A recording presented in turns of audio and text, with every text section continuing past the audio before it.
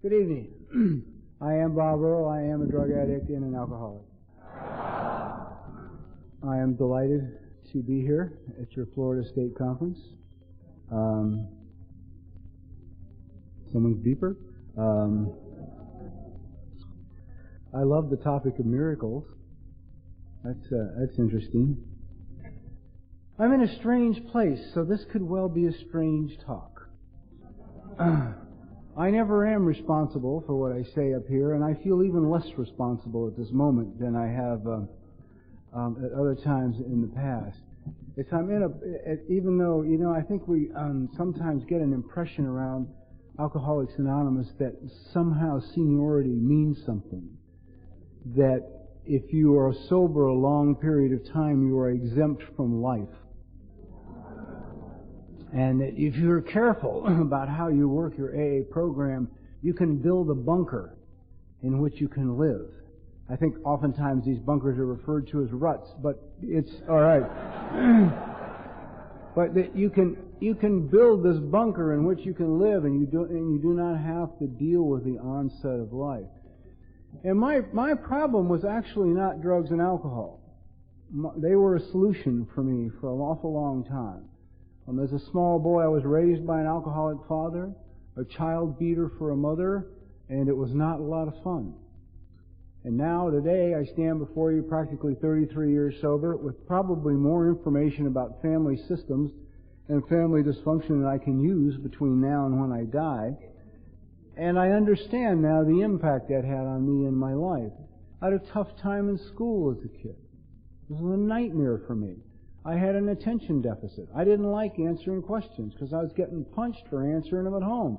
So when large old ladies in big black corrective shoes would stand at a blackboard with a piece of chalk and say, how much is 2 plus 2, I wasn't quick to jump up and say 4, because I jump up at home and say 4 and I get knocked down. And so that became the dynamic of my life. A little bit behind, a little bit slow, not comfortable in my body. I have no recollection of ever being comfortable in my body. Just kind of sitting somewhere like, oh yeah, this is okay. I was uncomfortable from my earliest memory. It didn't change. The only thing that changed for me in school was somewhere between 12 and 13, I hit about 6 feet. No longer did I have to listen to the instructors. No longer did I have to let them sit there and let them embarrass me and humiliate me in front of my peers. They couldn't do it to me anymore. I was big enough now to get up, walk out, throw my books in their wastebasket, make some socially unacceptable gesture, and leave the room. The boys' vice principal of the school I went to had already made it clear he did not want to see me again ever, so they couldn't send me to him any longer. It had to do with, thank you very much, throwing a chair through his window. Expressing myself, I believe it's called.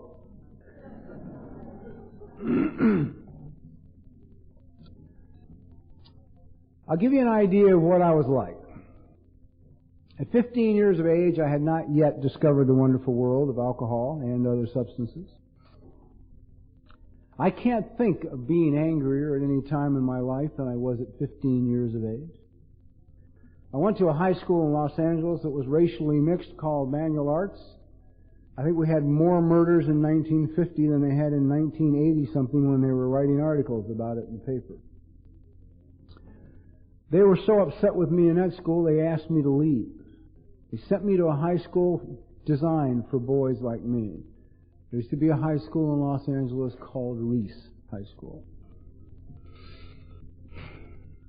I don't think there was an educational credential among any of the instructors at Reese. A couple were hired because they were guerrillas, and the rest were hired because they were either currently employed as juvenile police officers or had once been employed as juvenile police officers. I lasted in Reese High School one day. I just want you to get a sense of what I was like at 15 years of age. One day in this environment for bad boys. They called my mother up and told her they did not want me in the Los Angeles city school system. They didn't care what she did with me, they just didn't want me back. 3 days later, I was in Hermosa Beach, sitting on the beach, some of the boys. They had funny-looking cigarettes and a gallon of wine. They said, smoke this. And I did. He said, wash this down with a little of this red wine. And I did. And magic happened. For the first time since I was born, I felt okay. I felt okay. It was all right being in my body. I didn't feel inadequate and insufficient and incomplete. I felt like, this is all right. I could do this. I could do this every day. This is a good feeling. Girls took on a whole new meaning with a little marijuana and wine. You know, it's like, oh, okay, I get it. I know what they're talking about now. You talk to them, and when you talk to them, you get romantically involved, and things begin to happen, and I like this. And that was the beginning of a love affair for me. Can you imagine this? A 15-year-old boy who'd been unhappy, miserable, isolated, alone, incomplete, insufficient, uncomfortable in his body every damn day of his life for 15 years. And one day, it was okay. Then they wonder why we drink this stuff and use this stuff, right? The next 3 years, I hate to report for those of you who are very seriously against alcohol and drugs and any positive information about it, was great.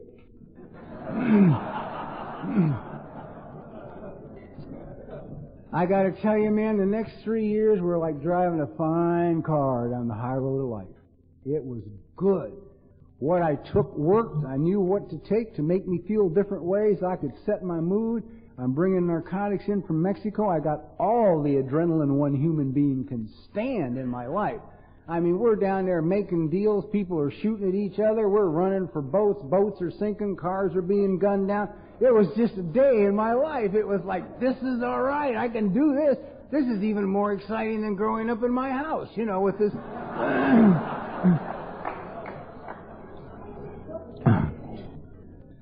So I'm alive. Finally, after 15 years of death, I'm alive. And I'm loving it. And I'm a dangerous person. And people like that. And my friends admired me because I was the one guy when we crossed the border, we got south. They said, if you get in trouble, look for Bob, man. Look for Bob. He's got the guns, and look for Bob. He'll take care of you. I loved it. I loved it. It was really exciting. 3 beautiful years. Now, I wonder if any of you out there have experienced this next little dynamic in the process of alcoholism and drug addiction. I got up one morning and it didn't work. I no longer felt okay. I didn't feel excited. I didn't feel complete. I felt empty again, and I felt inadequate again. I felt insufficient again. I felt like there was something awfully wrong with me. I used to have this sense that there's this little spot down inside of me somewhere, kind of like a little tiny spot of bubbling sewage. And if you ever found that, one of 3 things would happen. You would leave me. You'd make me go away. You'd tell other people about it and embarrass me. So my whole goal in life has been to make sure you never see this spot inside of me. You may get to see it tonight. The mood I'm in. Well, the next 8 years weren't as much fun as the first 3 years, you know? When the stuff starts working, that just goes south then, you know? It just goes down. And for those of you who are unaware, this is the period of time of our drinking and or addiction that drives non-addicted people insane. Absolutely insane. Because we're not having fun. It's not party time anymore. We don't feel good anymore. And we just keep going after it with the same zest as if it was still party time. And that's when they make these inane statements like, God, if it did that to me, I wouldn't use it. You know? People say that to me all the time. They ever say, you think about stopping this stuff, man? You don't look good, you know? You're losing weight, your eyes are a little, you know, did you ever think about quitting this? Of course not. I'm in denial. I'm not going to quit it. I'd love to give a talk a friend of mine gave 2 nights ago, this Irish buddy of mine, because he talks about the denial in his family, how everybody in his family's died from alcoholism, but no one will admit it. And he was saying some Uncle Frank of his or something that just died, and he called his aunt, and this is a guy who's very angry about the denial in his family because he's the only member of this enormous Irish family who's sober. And his Uncle Frank had just died and he couldn't get back for the funeral, and he called his aunt and said, "Oh my God, I'm sorry about Frank." And she said, "It's such a surprise." And he said, "My God, haven't you looked at the man you've been sleeping next to, for Christ's sakes? He's 180 pounds overweight, he's bloated, his feet are swollen, his skin is yellow, his eyes are bugging out, he's got pus coming out of the corner of his mouth, for Christ's sakes. What do you think killed him? You know, drinking killed him." I love denial. It's a wondrous thing, I think, denial. 26 years of age, I weighed 135 pounds, and I was sleeping in doorways. I weigh about 200 now, if you want to know what I look like at 135. I wasn't very well. Couldn't call AA. I like this topic of miracles. I'd gone before a judge. My last arrest, to show you how hip, slick, and cool I was at the very end, my last arrest was common drunk, place of arrest, main floor, city jail.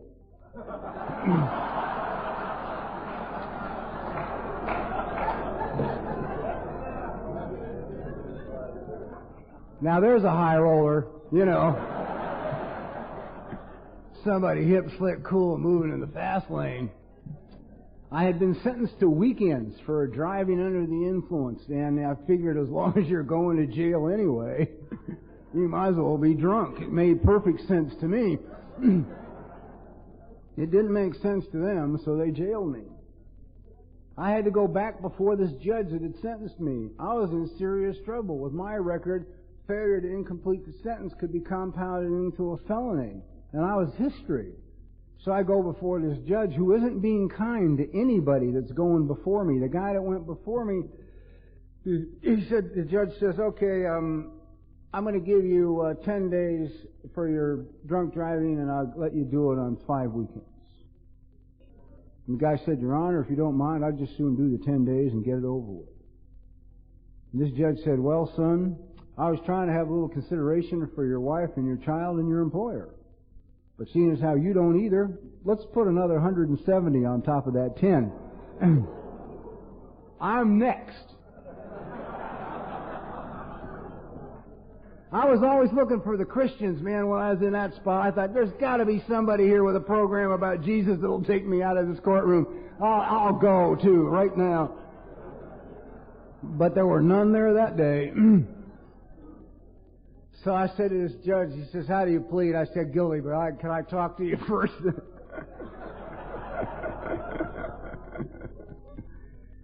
I said, "I have a little drinking problem." He said, "I'm aware of that." I said, "I'm going to call AA and do something about my drinking. I'd heard of it somewhere, don't even know where."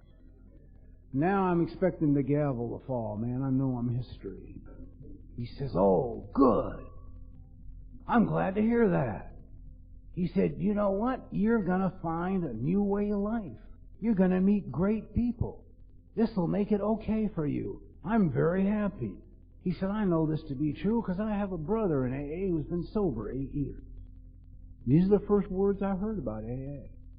The first words I heard. New life, make friends, better deal. Now you would think that somebody in that situation would walk straight from that courtroom and call them up.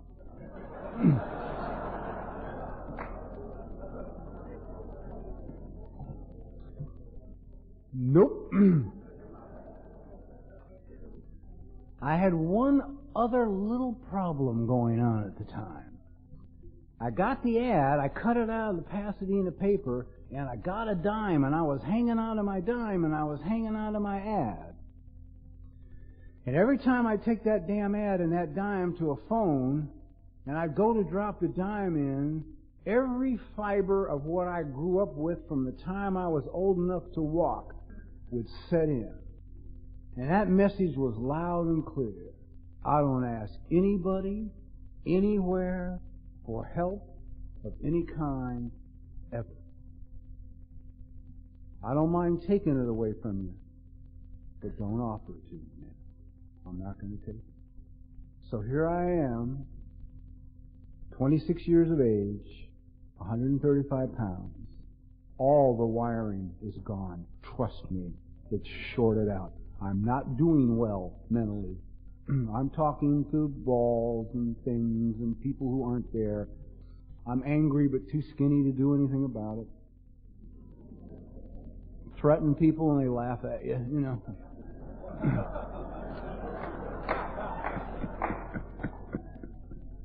You know, nothing was fast anymore, nothing was cool anymore, nothing was slick. There was no more adrenaline. I was just finished. I'm sitting in my doorway on Fair Oaks Boulevard in Pasadena, and I see this shadow loom over me. I call them Eskimos. And this guy says to me, if you don't have any place to stay, you can come stay with me and my wife. I look up, and here's a guy I'd known. Him and his wife had like 6 kids. They'd been on welfare of some kind ever since I'd known him. I'd helped him out a lot. He probably was into me for $5,000 or $6,000. So I can go with him. For those of you who understand this dynamic that I live with inside of me, he owes me. He owes me. It's his responsibility to take me the hell out of that doorway and take me somewhere and make it better. He owes it to me. We go about 2 blocks from where I doorway to this 1-bedroom apartment where him and his wife and 6 kids are living. Trust me, it was better than the doorway and the roof of the barber college. Talk about God working for His children. I'm sitting there on the couch in this run-down, beat-up apartment, cockroaches everywhere. I don't know how many of them are mine and how many of them are actually there in the room. And it puts you in an awkward position because you don't want to kill any of them in case you try and kill one of the ones that's not there, you know. It's a dead giveaway that you're not doing okay, you know, upstairs. So I'm sitting there shaking, telling this guy, I said, man, one of these days I got to call AA and do something about my drinking. He says to me, there's a girl down the hall who goes to AA. This is 1962. I had a lot of curiosity about what a girl who went to AA looked like. The only people I'd ever seen go to an AA meeting were either incarcerated somewhere and it was necessary that they go, or they were at Lincoln Heights Jail, and they were the old winos who used to drag off to the meeting to get a cup of coffee. So I went down the hall, man, just to see what a girl looks like that went to AA. I figured it's Gravel Gertie, at least that, right? I knocked on the door of this apartment, and the girl that opened this door, man, was the perfect Eskimo for me. Eskimo is just somebody God sends to give you a hand. Never who you want, just who God sends. This gal's big enough to break every bone in my body.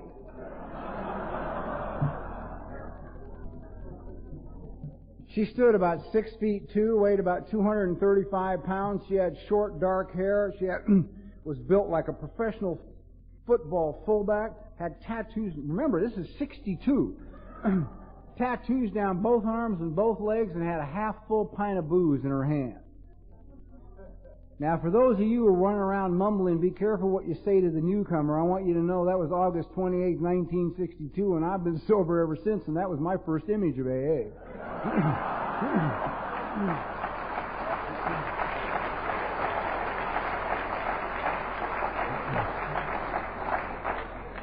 Sometimes I think we have a tendency to forget where the newcomer has been and what they have been thinking about while alone in the dark. Well, I looked at this girl and I could talk to her, man. She was street people. She was street. I looked at her and said, hey, I'm curious about this AA thing. She looked me dead in the eyes and said, AA will work if you want it, and I am not ready to quit drinking.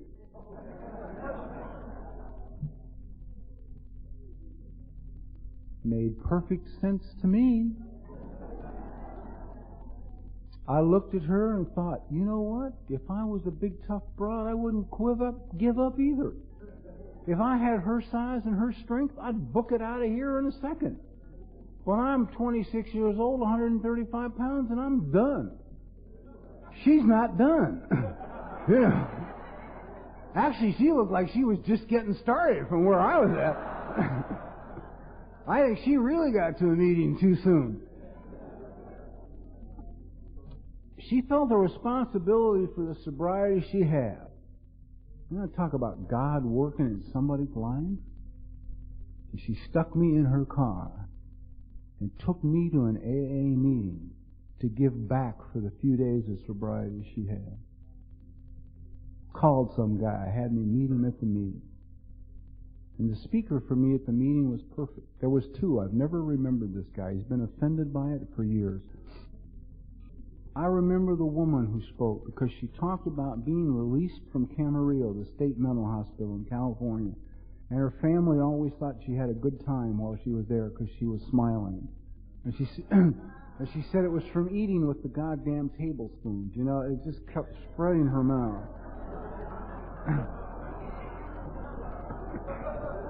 Because that's all you get, it's a tablespoon. They don't give you forks and knives. I don't understand why, but...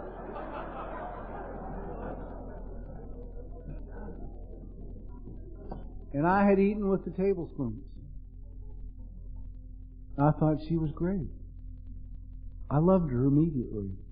Someone who knew about eating with the tablespoons. Because that is a whole dynamic for those of us who have eaten with tablespoons.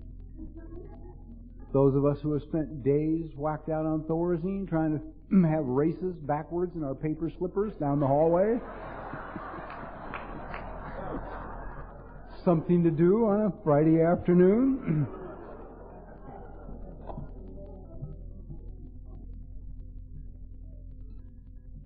So I'm taken to my first meeting of AA. I looked around the room and said, oh man, nothing but marks. A lot of people who take their money. That's it. But I kept coming back. And I didn't have any place to live still because this guy put me out. I guess once I got sober, they got evicted or something. I don't even remember. And I found a meeting. I was in Pasadena. I found a meeting that served finger sandwiches. I was there every week. They had food. Well, this is okay. All right.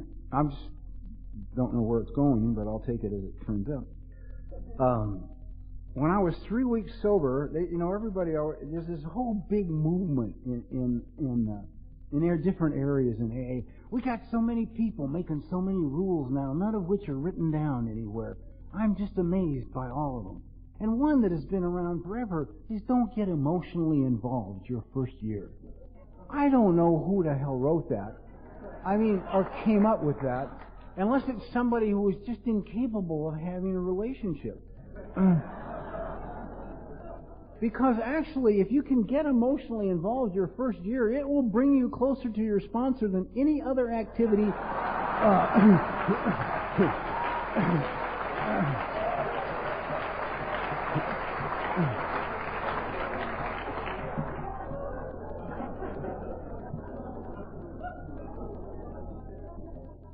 Now, I know this sounds like a joke, but I swear to God, at this conference on the Gathering of Miracles, this story is true. 3 weeks sober, I'm asked to give a 10-minute talk. I give a 10-minute talk. And sitting in the audience is a girl who had been told by her sponsor, she was 3 months sober, an old-timer by my standards.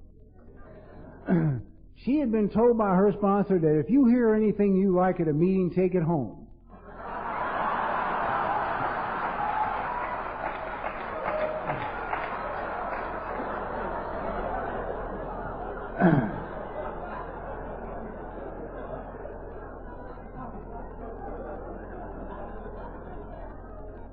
She came up, explained that to me. It made perfect sense to me. And we went home. This is another Eskimo provided for me by God to help me get to who I am so I can be that person. A week after we got together, she had a complete mental breakdown and landed in a private psychiatric hospital. At this point, I don't have a sponsor. I have no idea what to do. She's nuts. She's locked up. I feel responsible. So I go visit her every day. We sit by the swimming pool in this fancy private psychiatric hospital. I give her get well cards. I know how sick that is now, but I didn't know at the time. Honest to God, I didn't know at the time. I thought it was, here. She's eating with tablespoons and I'm giving her get well cards,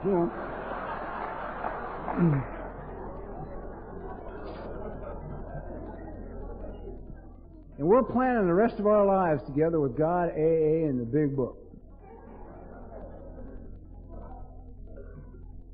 We got married eventually. We probably separated about 6 times in the year and a half we were married and went back together 6 times. You could have looked at our relationship from the outside and said, oh my God, that's 2 crazy people. Yet about 14 years later, one day I went to speak somewhere in Burbank, California, and in this huge Alano club, and I looked across the room, and there was Joyce. And she looked at me, and we started across the room towards each other like a Clairol ad,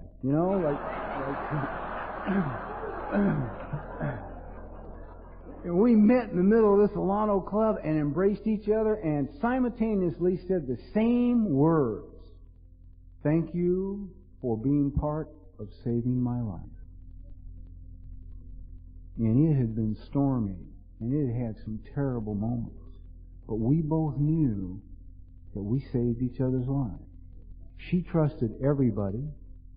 At her 3rd meeting, some guy took her out to the car in the parking lot, told her that the problem that alcoholic women have is sexual frigidity, and offered to help her with that. And this poor babe went for it, I trusted nobody. And didn't care enough about myself to take care of myself. But I saw that we read the book every night for her. I saw that we read the 24-hour-a-day book every morning for her. I saw that we studied the 12 and 12 every day for her. I saw that we got to 9 meetings a week for her. I did it for her. And as an end result, we both stayed sober. Right? You look at it from the outside and judge it. You could condemn it. That would be very sad. It saved 2 people's lives. It saved the lives of 2 people who probably didn't have a chance without each other. Because when I went to my first sponsor, I heard he was sort of a half sponsor. I heard this guy get up and he gives this whole knockout talk about being an ex-cop and an ex-convict and an ex-mental patient and an ex-this and an ex-that. I'm sitting out there saying, okay, I found him, I go up to him after the meeting and I said, I'd like you to be my sponsor. He says, tell me a little bit about yourself. I did. He says, I actually would like to take you to somebody else to be your sponsor. I think the line that scared the hell out of him was when I said to him, all these people in Alcoholics Anonymous are talking about being afraid. I do not recall ever being afraid ever in my life of anybody, anything, for any reason. I now understand the dynamic of that, of course. I was so goddamn scared I wouldn't even identify being afraid. He turned me over to a lunatic, complete, absolute boss ex-convict out of Folsom, who was like being home, He'd stand there under this big sign that said, we care, and tell me how stupid I was, how I didn't know anything. Sit down, shut up, listen when I tell you to move a chair, move a chair. When I tell you to be somewhere, be somewhere. And if you don't do these things, I'll break your back.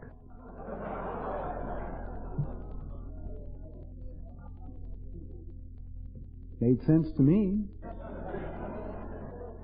was comfortable for me. So I did what they told me to do, and I went to the meetings they told me to go to, and I picked up people they told me to pick up. I sponsored people they told me to sponsor. When I was 6 months sober, I got my panel in the county hospital. Nightmare. Worst thing in the world. Don't ever give anybody who has a phobia about germs a panel in the hospital. I don't have time to go in. It doesn't matter.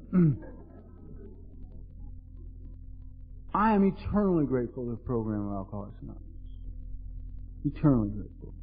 It got me busy. I said at the meeting the other night, the topic was service. I said I was of service to others until I got well enough to be of service to myself, where it really counts. I took care of other people until I learned how to take care of me. And I got to tell you, that's a powerful thing. And it's a powerful place to be. I had a lot of fun in AA. If it could be done wrong, I did it wrong. By the time I was 4 years sober, I had blown my whole life to pieces. Because I just, I got everything about God except what you surrender. I just thought that relationships, employment, and money were my responsibility. God would take care of everything else. I'm not sure what the hell else there is, but at 5 years sober, I broke my back, and as a result of breaking, it was actually a surrender. I was being surrendered. That's worth telling, I guess. I'm 4.5 years sober, and life is not good. I am working in a car wash for $1.25 an hour. I don't have an automobile. I've just been bankrupt through the courts. I'm borrowing money from every person I'm sponsoring. I'm sleeping on the couch of a guy I don't even like. And I had started at $1.35 an hour in the car wash and was now down to $1.25. That was actually my 4th year. People said, "Are you going to take a cake?" I said, "I don't think so." "Why not, Bob?" "I do not feel I represent one whole hell of a lot of hope to the newcomer, Come in here and in 4 years you can have my life."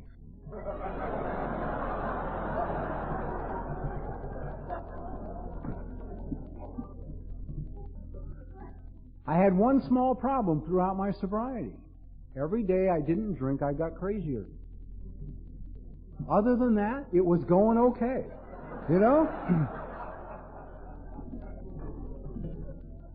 I was getting jobs, earning money, making friends, going to meetings, seeing old crime partners of mine in prison when I take a meeting in. I've got a life going. I had a life going. I had no life going before I got here. It was just that little dynamic of getting crazier every day that was bothering me. And I had a small problem with anger.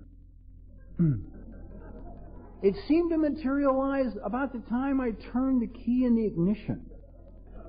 It's like there was some connection there between the motor starting and homicidal rage enveloping me. I would then get out on the road, and then some terribly thoughtless human being would fail to use their turn signal appropriately. This would begin a 100-mile-an-hour chase down the freeway system in California with me with my head hanging out the window like a rabid dog, screaming obscenities with foam flying out of my mouth because I'm going to kill this person. I was usually on my way to a meeting at this time.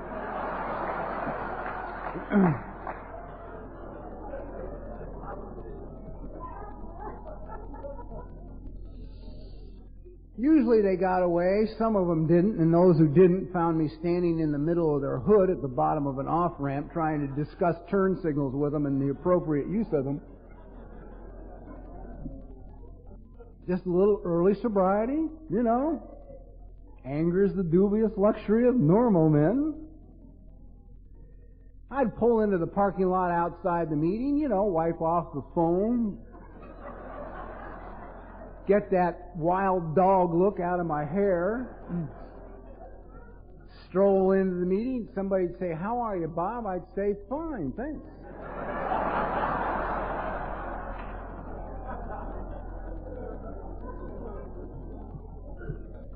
Because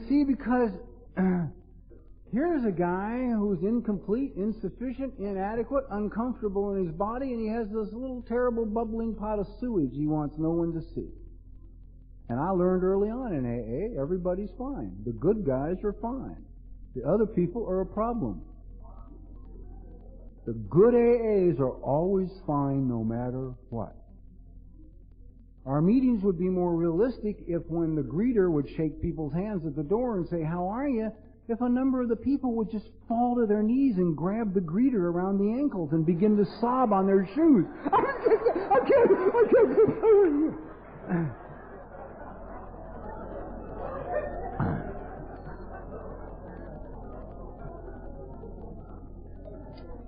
Yet it seems that feelings are sometimes, the excessive expression of feelings is sometimes frowned upon in this organization. Does the concept of that bother anybody but me? The fact that we almost died drinking and using substances to alter our feelings, and suddenly we don't talk about them anymore? I'm going to talk a lot about feelings from this point on in my talk, because feelings are about who I am.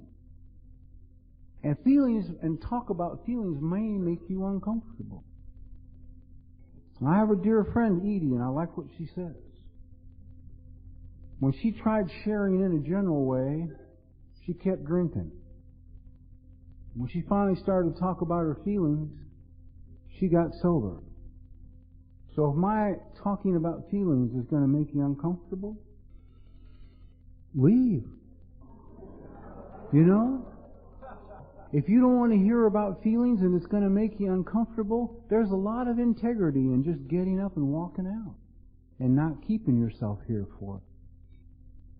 But don't sit out there and judge me and condemn me when I start talking about feelings, because I'll guarantee you there's no integrity in that. Not a bit. The feelings were killing me sober. Killing me. But I did everything they told me to do, and I kept doing it, and I broke my back. It was the only way God could slow me down long enough to surrender me, and from that surrender I became a television writer. And becoming a television writer, I made lots of money. All you had now was an insane adolescent with a big checkbook. That was just about it. Who was in a lot of pain. In a lot of pain. I sat down one time and listened to a talk I gave 10 years sober. A brilliant talk. People loved this talk at the Southern California Convention. I cried through the whole talk because I could hear my pain. I could hear how much pain I was in 10 years sober. The agony that was going on inside of me. And I was still fine, man. If you asked me at a meeting, I was fine. How are you, Bob? Fine. Thanks. Just not sleeping too well. I have a large list of people I'd like to see dead.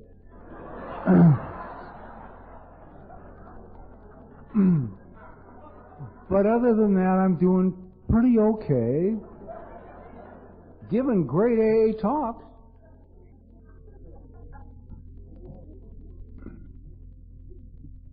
When I was 17 years sober, I could have been the AA poster child. I was 17 years clean and sober. I was living in a penthouse at the beach in Santa Monica. I was a staff writer on a hit television show. I was driving expensive cars. I had tons of money. I had just divorced a gorgeous, expensive wife and had just taken on a gorgeous, expensive girlfriend. That was one other problem with the insanity. I was going through wives with a very uncomfortable frequency.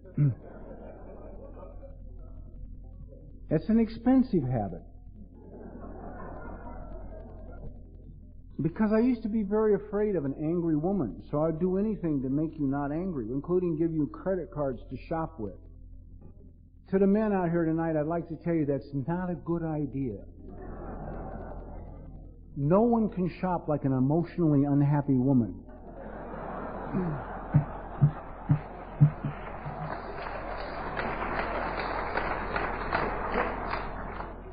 Particularly on the card of the person they are emotionally unhappy with. It just adds a dimension to the entire process that they cannot resist. So here I am, kid from the streets, can't spell, 4th grade or 10th grade education. I've failed English ever since the first time they gave it to me. And here I am, living in a penthouse, driving big cars, pretty women, lots of money. Sober, 17 years. could have put me up on the wall and said, man, look at this. Look what AA has done for this boy. There was one small problem. Inside, where nobody could see, but where I was living, I was still incomplete, and I was inadequate, and I was insufficient, and I wasn't comfortable in my body. And I had a little tiny pot down here of bubbling stuff that I was very ashamed of. I couldn't think what to do at this point in my life. I woke up every morning 17 years clean and sober wanting to take my life. I didn't really want to kill myself. I just wanted to die. I had eliminated suicide as a possibility years ago in my recovery. I had to scrap it as an alternative. So I made a choice. I'd watched a girl that I'd been dating for a while. She'd gone to a therapist, and she was one of the craziest women I ever met in my life. And trust me, when I was living in the streets dealing drugs, I encountered a few strange women. This one won the prize. Sober.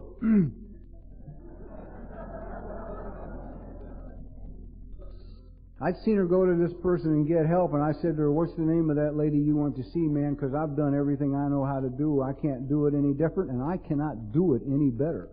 I'm not here telling you what to do with your program. I'm only here to share my experience. This is it. I'm not about what you do.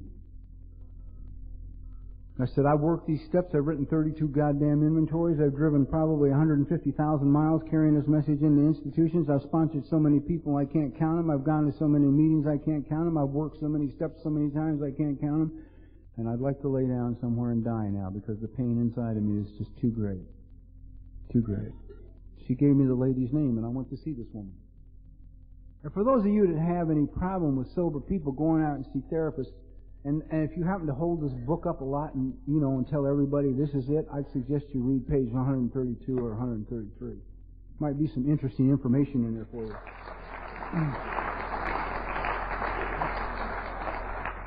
Like how they urge us to seek this kind of help, our founders. Urge us, man. This Alcoholics Anonymous is not about the strong. The Alcoholics Anonymous is about the weak, man.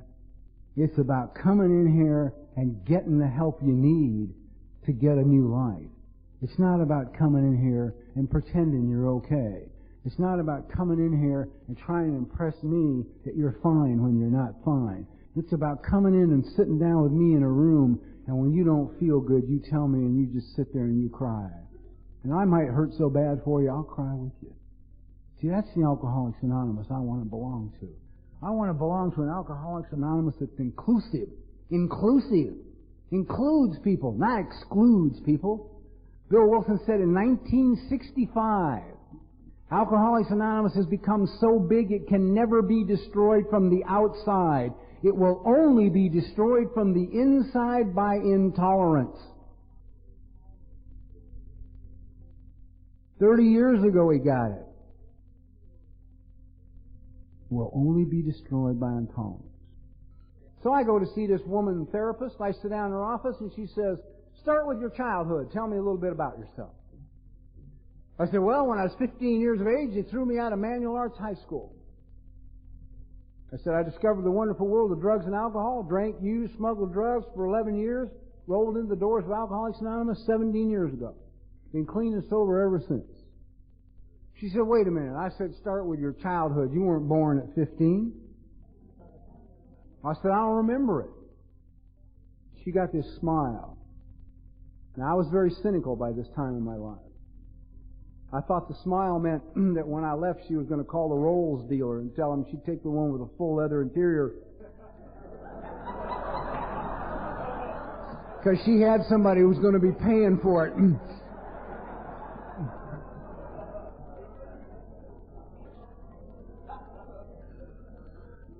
I didn't get what this woman was saying to me with that smile. What she was saying was, if you have the courage to stick this out with me, I'm going to be here the day that you meet the man you are.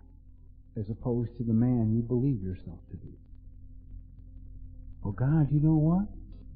I had the courage. I stuck it out. I did 6 torturous years with this woman.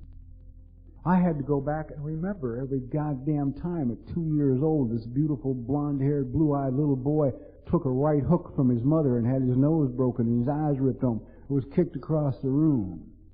I had to go back and feel that stuff. Now suddenly I understood why I was not enjoying family functions at holidays sober. Program I could go down to my mother's house for Christmas and all I could think of was flamethrowers. It seemed the only possible solution to Christmas would be to just smoke the whole family. And then I'd leave and beat myself up for not working a good AA program. My God, Bob, you should work a step thinking about that like your family. I should have worked a step. I should have bought a hand grenade is what I should have.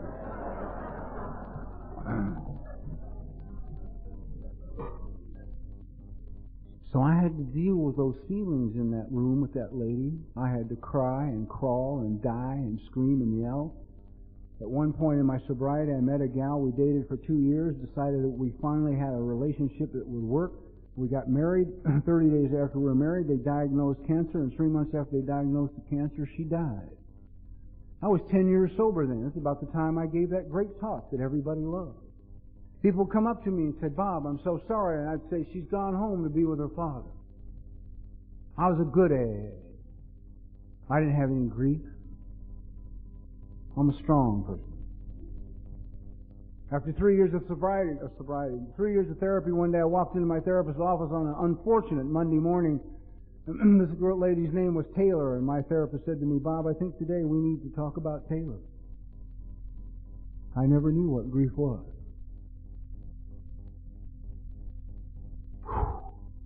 I never cried so hard in my life.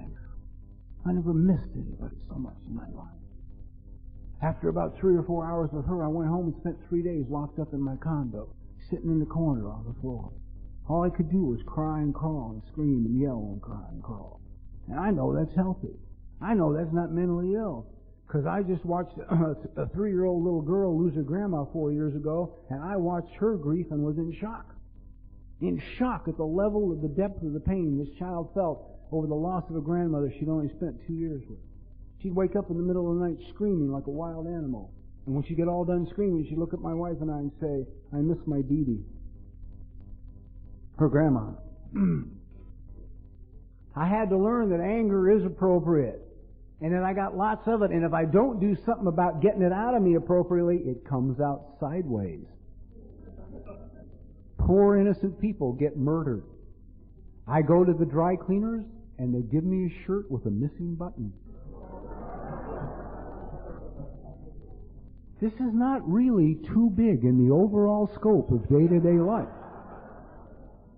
But when I'm walking around 14 years clean and sober, pal, and I haven't done any anger work and that button's gone, you're going to get it for about 30 years of my life.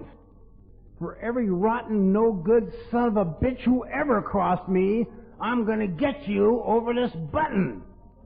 And you're going to admit I'm right, because that's critical. Because I feel so bad.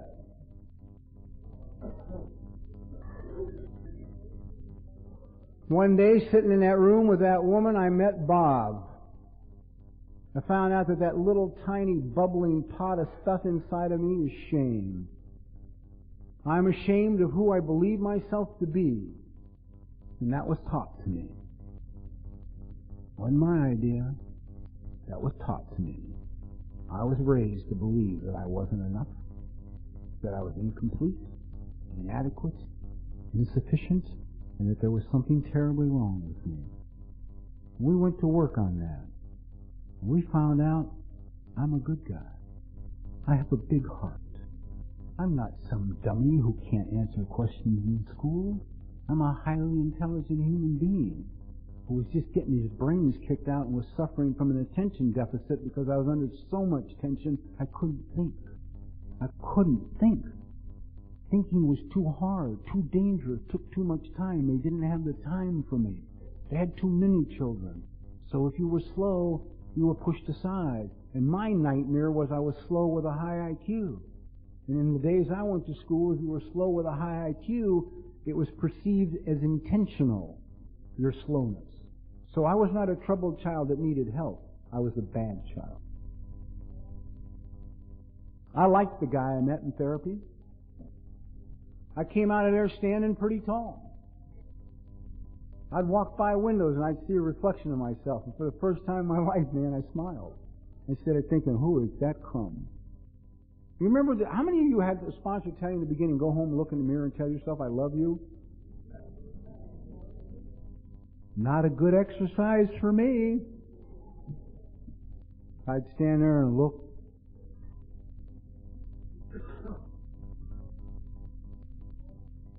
Just keep getting lower on the sink. Till all you can see is the eyes in the mirror. And I'd mumble something about, you're the sickest son of a bitch I ever met in my life. And I'd walk away. I couldn't say I love you. So I got all this. I got this gift in this therapy. And then I went away and started to have a life. Became a husband. Again. Became a father. A daddy. I have a little girl. She's 7. I adore her. Let me tell you what a gift this is. And by the time she hit this planet, I had a wealth of information about how not to do it. And I had even more information about how to do it. A child that's never been hit. A child that's never been screamed at. A child that has all of her power. An amazing little person she is.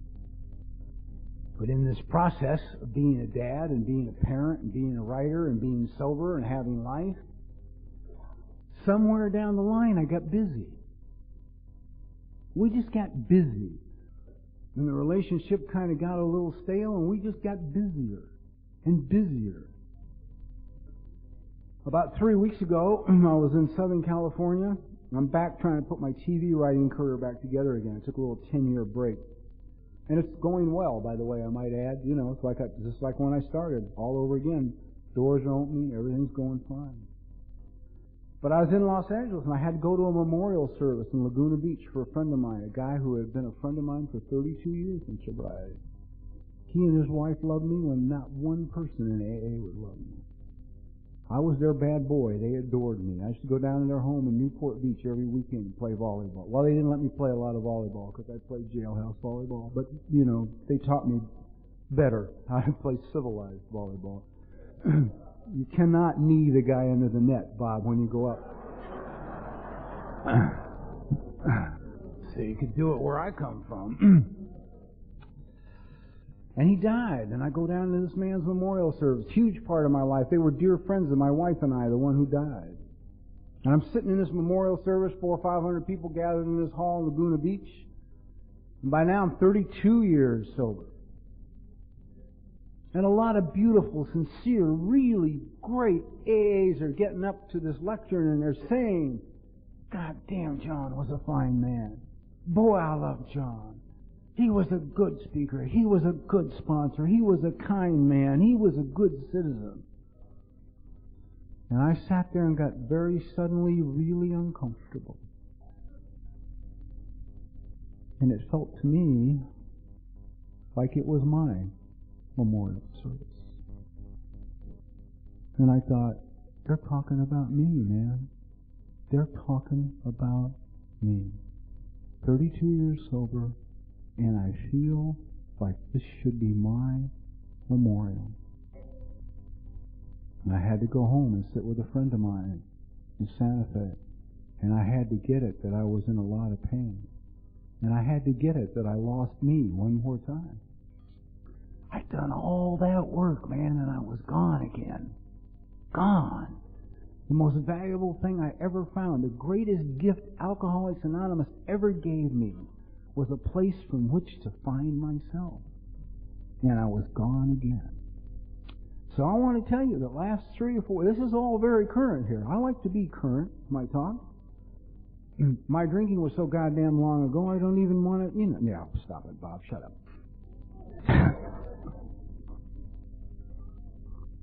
Well, I tell you, it wasn't a lot of fun to sit with this guy and realize that I was gone.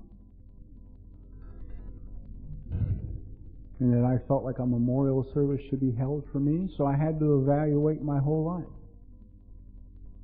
And say, what's wrong here? And I had to find out that we'd had 3 years, in the last 3 years of marriage that weren't working, and we just were quiet, not saying anything. It's a very good chance that marriage is over, that it's not repairable.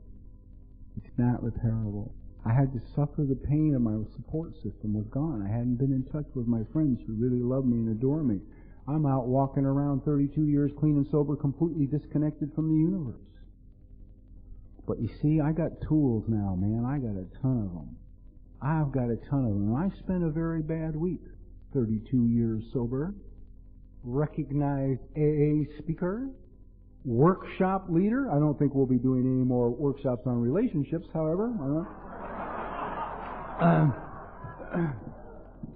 That may be a thing of the past.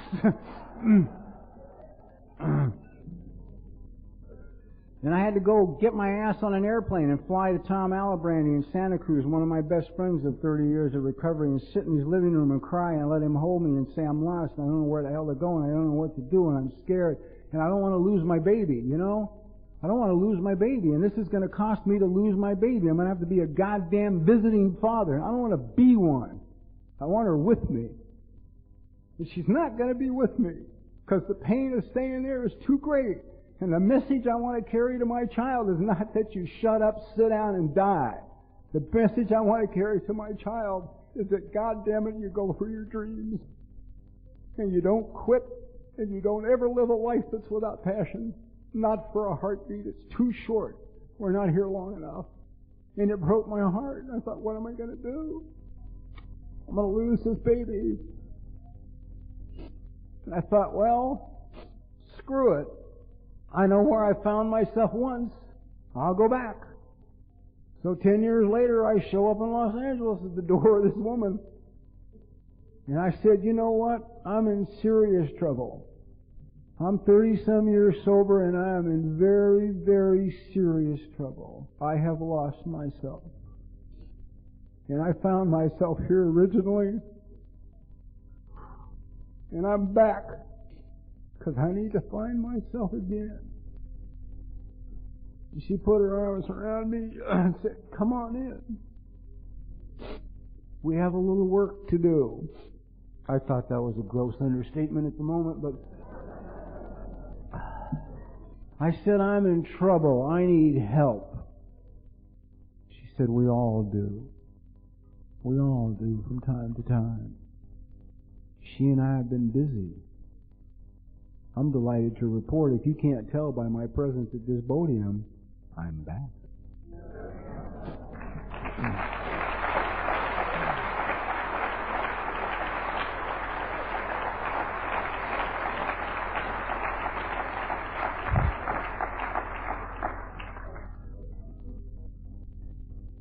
It's a slow process. I'm not all the way back. I have moments that aren't great, but basically I'm alive again. I'm back again. I needed help to get back again, see? Because I liked this guy a lot. God damn, it was painful seeing him gone. It was really awful.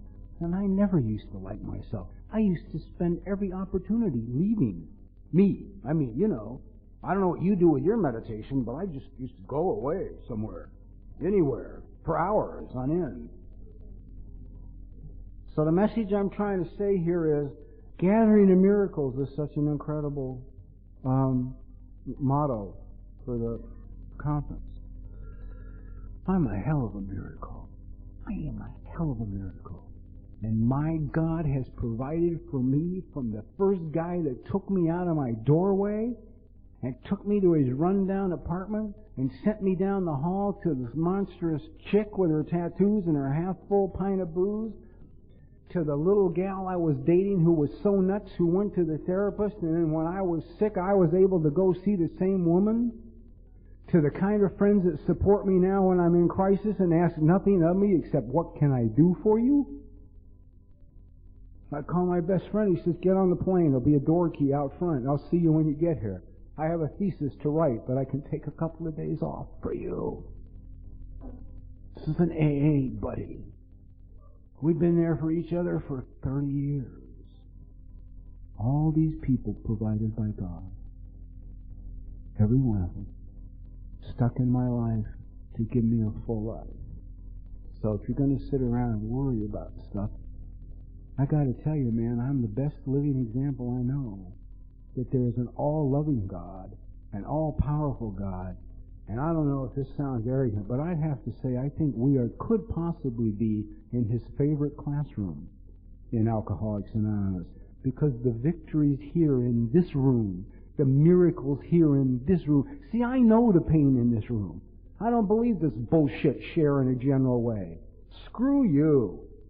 I know there's people in this room that are dying, you know.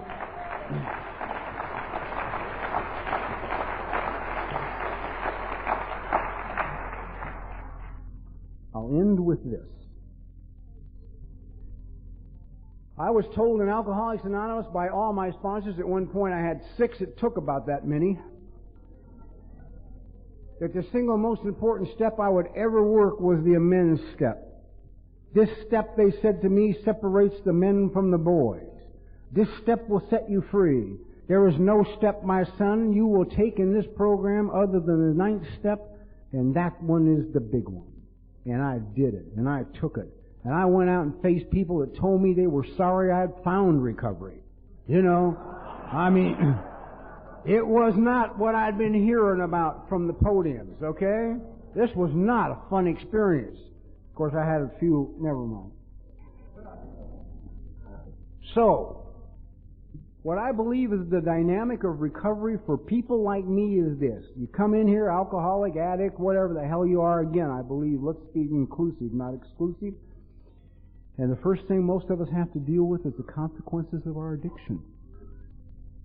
There's serious consequences to our addiction. Even if we were a nice guy, there's still serious consequences to our addiction. We've lied, we've cheated, we've done things. This stuff needs to be cleaned up. I cleaned up the consequences of my addiction. And in order for me to find me and become alive and have an emotionally healthy sobriety, the next thing I had to deal with was the consequences of what was done to me. And I want to tell you something. You can't have it both ways.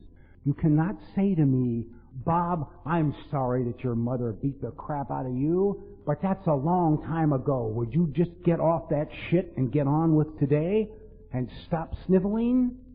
You can't tell me that. You cannot tell me that the consequences of her actions are unimportant if the consequences of my actions are important.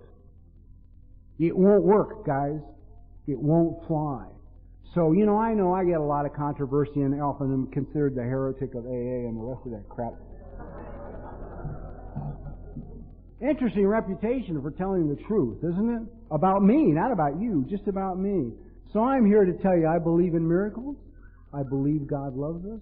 And I personally would like to honor anybody in the room to take any path you need to take in order to improve the quality of your life sober. Because at some point, in some stage, it's the quality of that life will be the determining factor as to whether you live or die. God bless you. Thank you for having me.